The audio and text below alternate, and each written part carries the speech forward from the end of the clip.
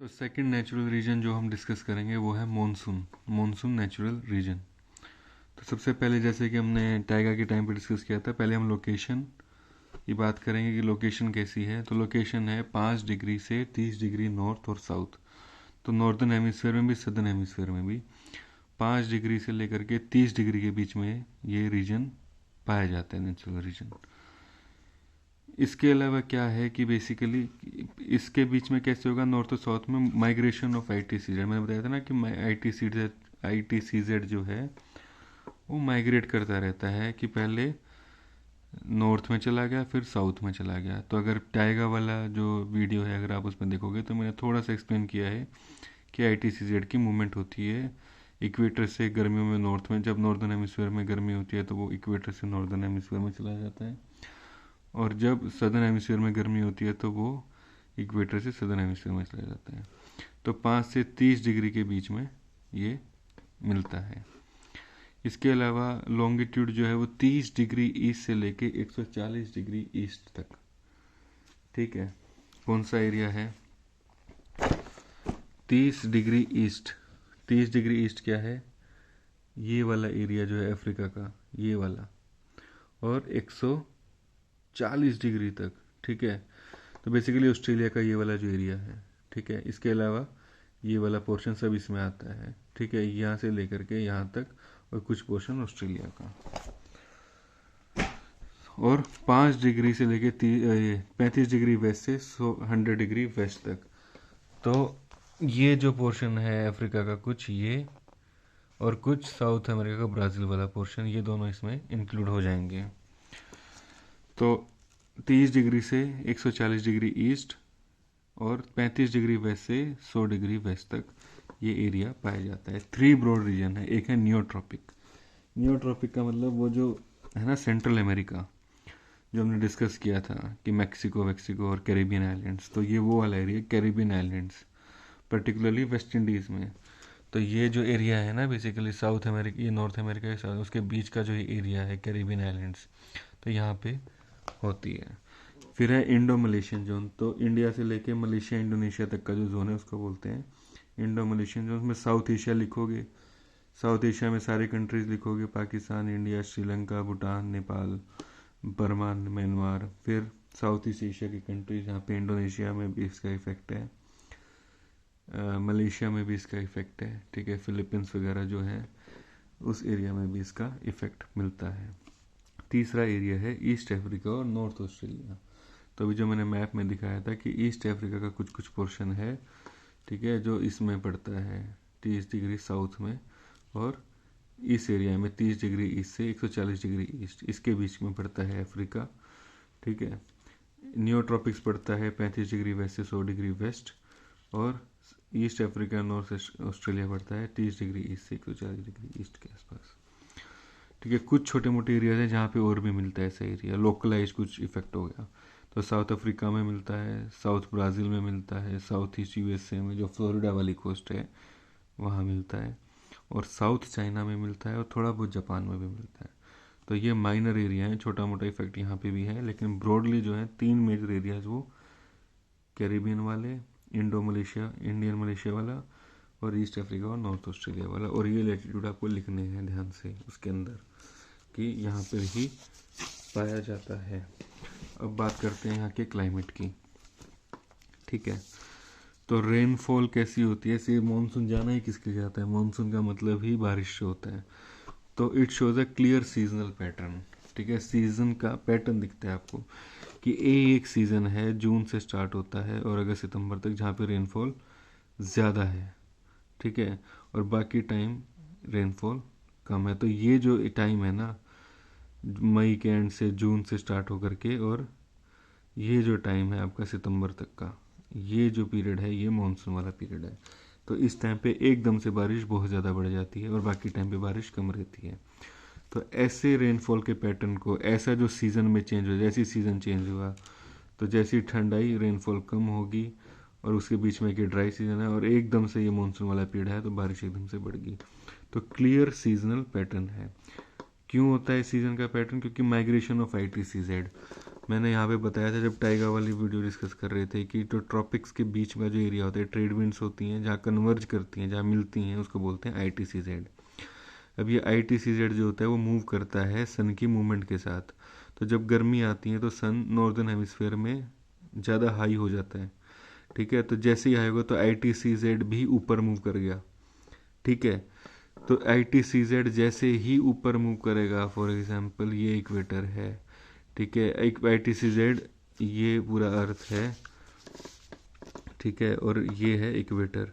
तो ITCZ 5 degree north से 5 degree south के बीच में होता है, लेकिन जैसे ही नॉर्दर्न हेमिस्फीयर में गर्मी आई तो ITCZ मूव कर गया यहाँ पे, ठीक है। तो ITCZ कौन सा एरिया था जहाँ पर कि ट्रेड विंड्स आके मिलती थी। तो अब ये वाली ट्रेड विंड जो यहाँ इक्वेटर पे मिलती थी, अब वो तो क्रॉस कर देंगे इक्वेटर को, और जैसे ही नॉर्दर्न हेमिस्फीयर में आएंगे तो क्या होगा, कोरियोलिस इफेक्ट पड़ेगा उन पे। कोरियोलिस इफेक्ट से क्या होगा, जो ऐसे विंड जा रही थी वो राइट में डिफ्लेक्ट होगी, तो इनकी विंड क्या है, वो जो ऐसे जा रही थी वो ऐसे बन गई, ठीक है। और ये कैसी बन गई, नॉर्थ साउथ वेस्ट बन गई। तो इसी को हम बोलते हैं ना साउथ वेस्ट मानसून है।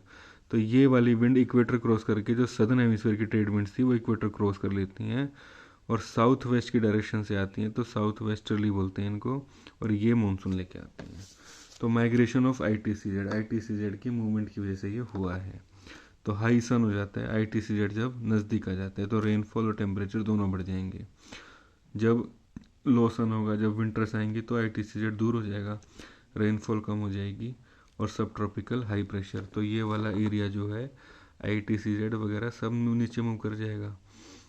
ऐसे ही ट्रॉपिक्स भी नीचे मूव कर जाएंगे। तो यहाँ पे कौन सा एरिया आ जाएगा, ये हाई प्रेशर वाला एरिया आ जाएगा, ठीक है। तो जहाँ पे कभी ट्रेड विंड्स आ रही थी क्रॉस करके इक्वेटर यहाँ पहुँच रही थी, अब वहाँ पे जैसे ही ठंड पड़ी तो पूरा का पूरा प्रेशर क्या होगा, प्रेशर बेल्ट नीचे मूव कर गई। तो ट्रॉपिक्स भी क्या हुए, उस टाइम 23 डिग्री नॉर्थ पे नहीं है, ये 10 डिग्री नॉर्थ पे मिलेंगे, और ये पूरा एरिया हाई प्रेशर का हो जाएगा। और उसी टाइम क्या होता है, विंटर मानसून जिसे आप बोलते हैं ना, कि सर्दियों में नॉर्थ ईस्ट से साउथ इधर चलता है, उल्टी रिवर्स डायरेक्शन में विंड चलती है, ट्रेड विंड्स आ जाती हैं। तो ये इसी की वजह से होता है क्योंकि सब ट्रॉपिकल हाई प्रेशर लौट आता है उस एरिया में, ठीक है। तो जनरली 2 सीज़न होते हैं, ड्राई एक सूखे वाला, एक मॉइस्ट जब बारिश होती है। लेकिन साउथ एशिया में मानसून सबसे ज़्यादा अच्छे से डेवलप होता है, ठीक है। तो इसलिए यहाँ पे 3 सीज़न होते हैं। एक होता है ड्राई वार्म समर, तो मार्च से लेके जून तक क्या होता है, एकदम ड्राई, कोई बारिश बुरिश कुछ खास नहीं होती, समर सीजन होता है, 27 से 32 डिग्री का टेम्परेचर रहता है यहाँ। फिर वार्म ह्यूमिड समर, मतलब कि रेन मानसून वाला सीजन, वार्म और ह्यूमिड मतलब बारिश।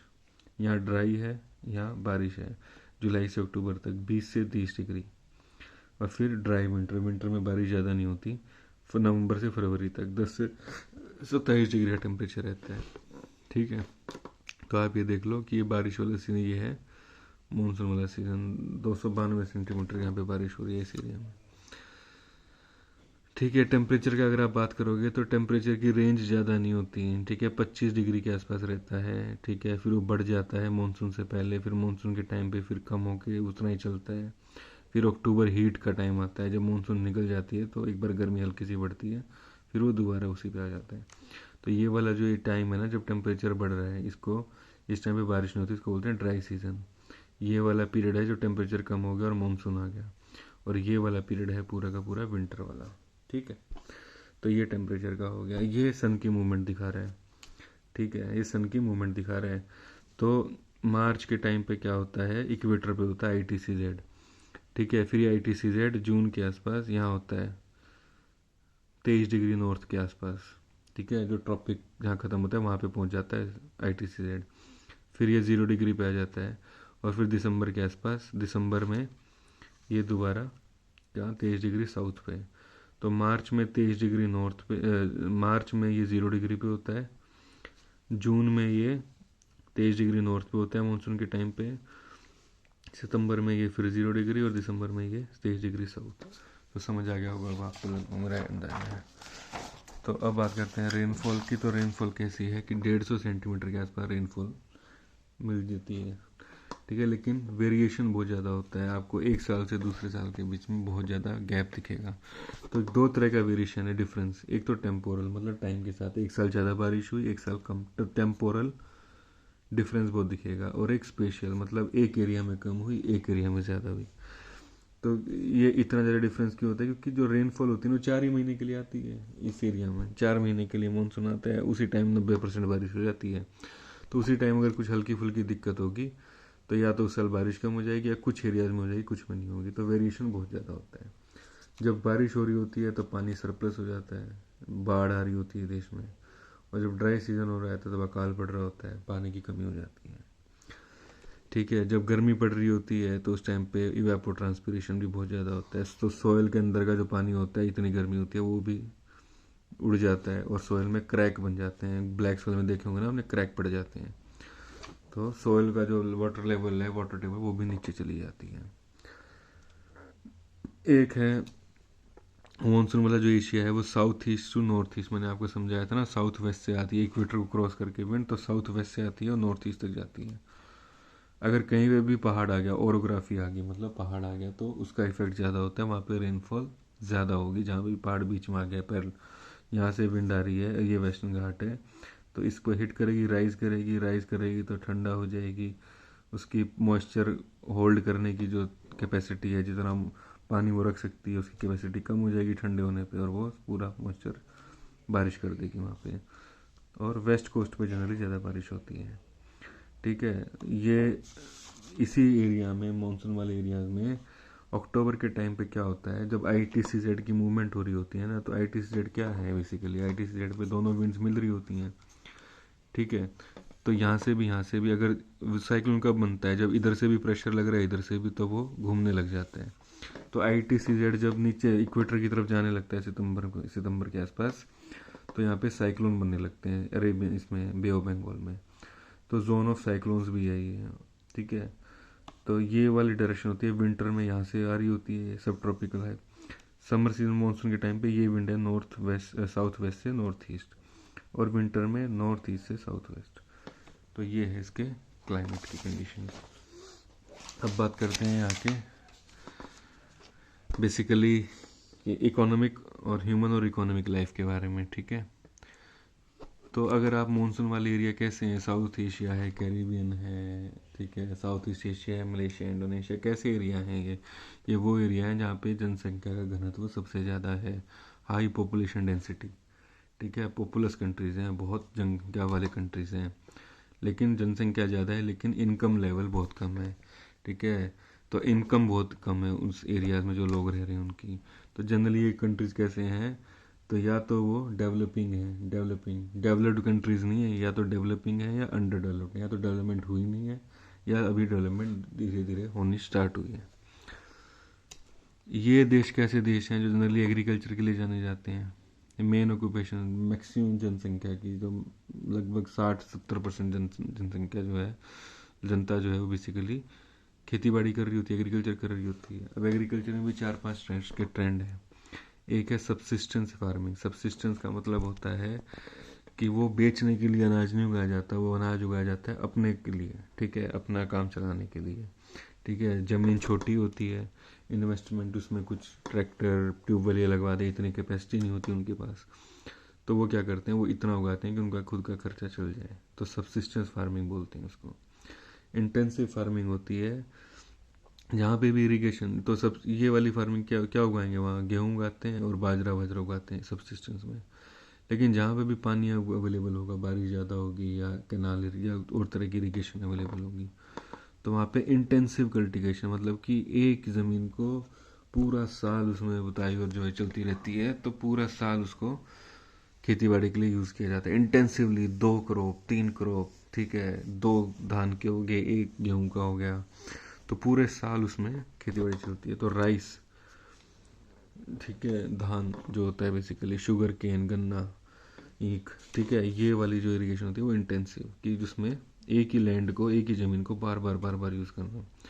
और सब्सिस्टेंस में क्या होता है बेसिकली, सिर्फ अपने लिए उगाते हैं लोग, वहाँ पे बेचने के लिए नहीं उगाते हैं। इसके अलावा एक प्लांटेशन आपने देखा होगा कि इंडिया में भी अगर आपने देखा होगा तो जूट, कॉफ़ी की, ठीक है, ताज पत्ती, टी, स्पाइसेस केरला में जो होते हैं जितने भी आपके मसाले, शुगर की, तो प्लांटेशन एग्रीकल्चर आपने पढ़ा होगा, तो प्लांटेशन भी यहाँ पे मिलती है। क्योंकि एरिया ऐसा है ना कि टेम्परेचर, प्लांटेशन कहाँ होगी जहाँ पे टेम्परेचर हाई रहेगा, जहाँ पे रेनफॉल अच्छी होगी, तो उस एरिया में प्लांटेशन होती है। और जहाँ पे थोड़ा सा भी हिल स्लोप हो गया, जहाँ पे हिल्स हो गए छोटे मोटे, वहाँ पे प्लांटेशन हो जाती है। पानी इकट्ठा नहीं होना चाहिए, ये वो क्रॉप्स हैं जहाँ पे पानी इकट्ठा नहीं होना चाहिए, तो प्लांटेशन भी यहाँ होती है। शिफ्टिंग कल्टीवेशन होती है क्योंकि जंगल बहुत सारे हैं यहाँ पे, ट्राइबल्स बहुत रहते हैं उनमें, तो ठीक है, तो शिफ्टिंग कल्टीवेशन होती है। जंगल का एक पार्ट क्लियर किया, खेती की 3-4 साल, फिर छोड़ के दूसरा एरिया जंगल का साफ कर लिया, वहाँ पे खेती कर ली। तो शिफ्टिंग कल्टीवेशन बहुत होती है पूरे एरिया में। इंडिया में झूम बोलते हैं, JHUM, ठीक है, लडांग बोलते हैं, ठीक है, साउथ ईस्ट एशिया में, दक्षिण पूर्वी एशिया में इसको लडांग, मिल्पा बोलते हैं इसको, MILPA, मिल्पा, ठीक है। एक मिक्स फार्मिंग होती है कि सिर्फ क्रॉप से काम नहीं चल रहा है, खेती बाड़ी से तो जानवर भी रखते हैं, उससे दूध, दही, बटर, ये सारी चीज़ें, क्रीम, ये सब यूज़ करते हैं।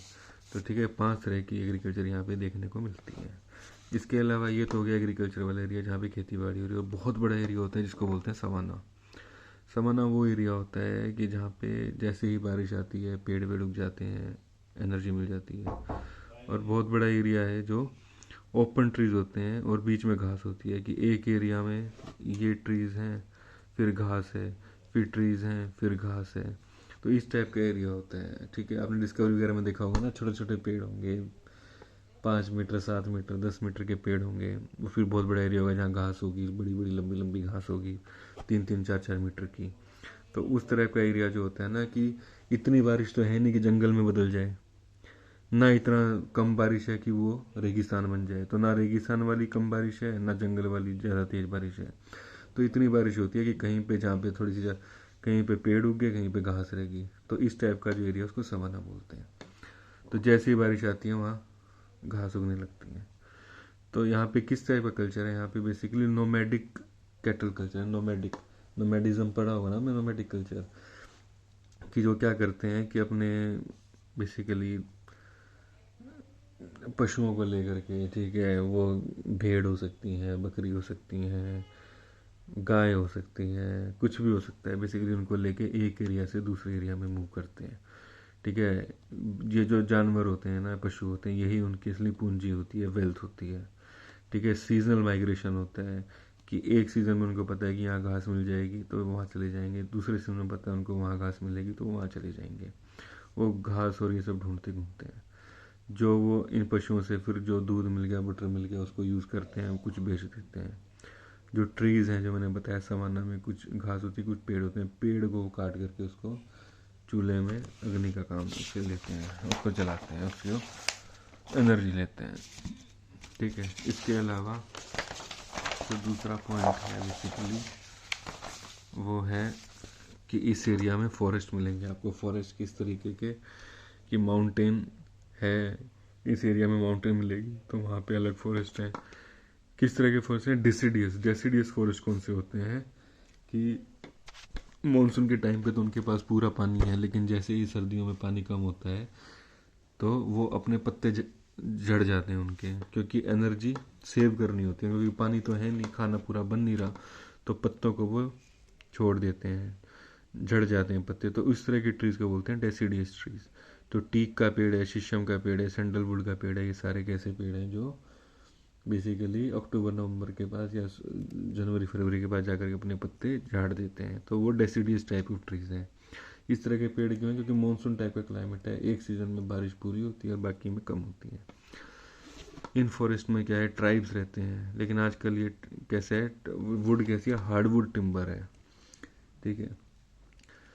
तो वो वाली पेड़ नहीं है जो बेसिकली आपके फर्नीचर बनाने के लिए, पल्प और पेपर बनाने के लिए, जनरली ये वो पेड़ हैं जो बहुत ही हार्ड होते हैं, ठीक है। तो रेलवे में वगैरह में यूज़ किया करते थे जब अंग्रेज थे, इसको काट दिए थे पूरे जंगल इन्होंने, ठीक है। इसके अलावा फिशिंग होती है, ठीक है। तो दोनों तरह की फिशिंग यहाँ होगी। कोस्टल एरियाज हैं तो सलाइन फिशरी, तो सी में से बेसिकली सलाइन जो होती है नमकीन, फ्रेश अपने पौंड, अपने तालाब वाला बना करके वहाँ से फिशिंग, तो दोनों तरह की फिशिंग मिलेगी आपको, फ्रेश भी और सलाइन भी। माइनिंग बहुत होती है इस एरिया में, रिसोर्सेज जो है उसकी माइनिंग शुरू से चल रही है। इंडस्ट्री भी डेवलपमेंट होने लगा है। कैसी इंडस्ट्री? एग्रो बेस्ड, तो एग्रीकल्चर से ले लिया अपना रॉ मटेरियल और इंडस्ट्री बन गई। जैसे कैसी? जैसे टेक्सटाइल इंडस्ट्री एग्रो बेस्ड है, कॉटन, सिल्क, वूल, ठीक है, ऊन, सिल्क, कॉटन, ये ले लिया और इसके इंडस्ट्री बन गई। इसके अलावा क्या है, बेसिक इंडस्ट्रीज़ हैं, जो रिसोर्सेज हैं, आयरन है, कॉपर है, ये सब, एल्यूमिनियम है, ये हैवी मेटल भी यहाँ पे बहुत होते हैं। तो बेसिक इंडस्ट्री, जो बड़ी इंडस्ट्री होती है ना हैवी मशीनरी वाली, उस टाइप की भी यहाँ पे बनती हैं। इस एरिया की दो बड़ी दिक्कत है, एक तो यहाँ पे इंफ्रास्ट्रक्चर नहीं है, धीरे धीरे डेवलप हो रहा है। ये कौन से एरियाज़ हैं, वो एरियाज़ हैं जो कॉलोनीज थी, जो पहले बेसिकली यूरोप कॉलोनियल पावर्स के अंडर थी, इंग्लैंड के अंदर थे ये सारे एरिया लगभग पहले। तो यहाँ पे ज़्यादा डेवलपमेंट हुआ नहीं, जो अंग्रेज कर गए। अब वो इंफ्रास्ट्रक्चर जो है धीरे धीरे बनने यहाँ पे लगा है, रेलवेज, रोडवेज, एयरपोर्ट सभी धीरे धीरे वहाँ पे डेवलप हो रहे हैं। डेमोग्राफिक बहुत पुअर है। डेमोग्राफी मतलब पॉपुलेशन से रिलेटेड जो डेटा है, मतलब कैसी पॉपुलेशन, ना तो लिटरेसी है, मतलब कि ना तो वहाँ पे पढ़ी लिखी जनसंख्या ज़्यादा है, ठीक है, ना एजुकेशन अच्छी है, ना पॉपुलेशन वर्किंग है, ठीक है, बहुत सारे लोग हैं अनएम्प्लॉयड हैं। तो डेमोग्राफिक बहुत पुअर है। कुछ यहाँ पे इन्वायरमेंटल प्रॉब्लम है, जंगल काटे जा रहे हैं, क्योंकि या तो एग्रीकल्चर के लिए, खेती बाड़ी के लिए ज़मीन चाहिए, या इंडस्ट्री लगाने के लिए ज़मीन चाहिए, और वैसी पॉपुलेशन बहुत ज़्यादा है तो बाकी ज़मीन बची नहीं तो जंगल काट लो, तो डिफॉरेस्टेशन हो रहा है। डिफॉरेस्टेशन हो रहा है तो सॉइल इरोजन हो रहा है, ठीक है। मैंने अभी बताया था पिछली वीडियो में कि जंगल जो होते हैं वो मिट्टी को बांध के रखते हैं, अगर पेड़ चले जाएंगे तो मिट्टी लूज हो जाएगी और सॉइल इरोजन हो जाएगा, ठीक है। उसके बाद डेजर्टिफिकेशन हो रहा है, जो रेगिस्तान है वो बढ़ता चला जा रहा है, क्योंकि हमने इतने ज़्यादा केमिकल्स यूज़ कर करके जो है सोइल ख़राब कर दी। पहले खेती करते थे उस एरिया में, अब छोड़नी पड़ी खेती, तो वो एरिया क्या होगी, धीरे धीरे डिजर्टिफिकेशन बढ़ रहा है। पोल्यूशन, चाहे एयर का हो, चाहे पानी का हो, चाहे सॉइल का हो, चाहे नॉइज़ पोल्यूशन हो, ठीक है, सारे तरह के पोल्यूशन इस एरिया में मिलेंगे। हज़ार्ड मिलेंगे, सूखा पड़ता है, बाढ़ भी आती है, साइक्लोन भी आता है, सुनामी भी आती है, सारे तरह के हज़ार्ड आपको यहाँ पर देखने को मिलेंगे। तो ये थे मानसून।